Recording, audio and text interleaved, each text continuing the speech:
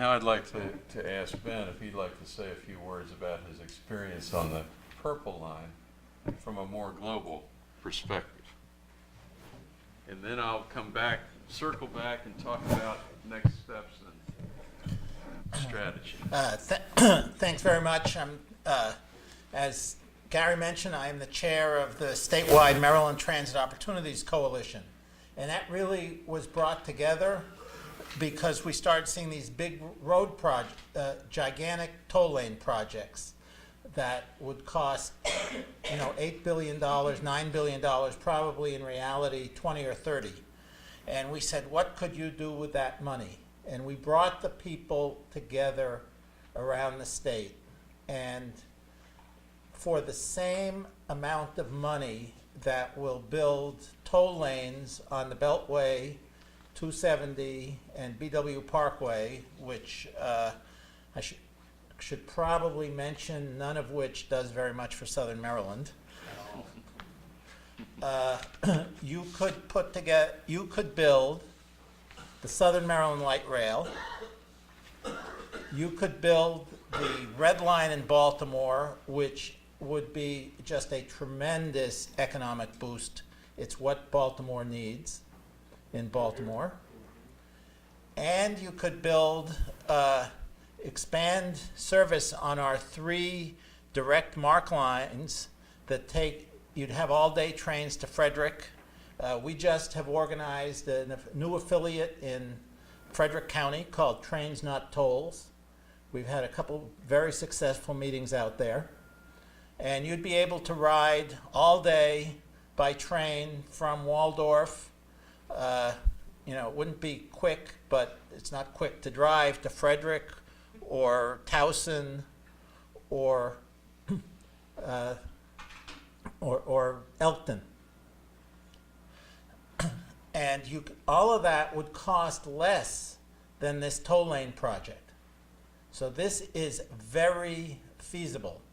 And it is also very popular because what we have seen is we calculated what the toll has to be for the one piece of the toll lane project that we have some real numbers on.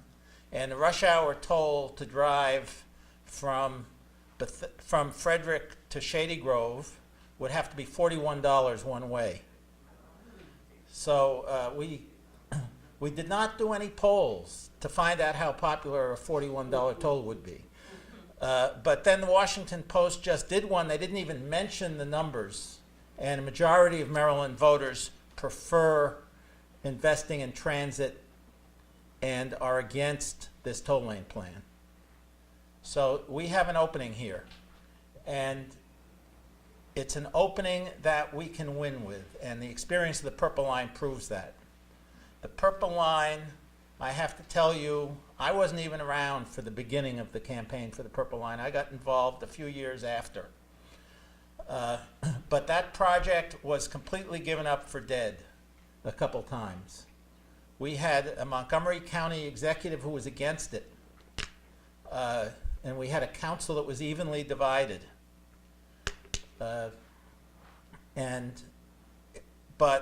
people power and public support made that happen. It made that happen. We have now, it is under construction. Across the street from where I live in Bethesda, literally on the block across the street from me, there were 4 construction cranes. One of them is just finishing up a 15-story office building.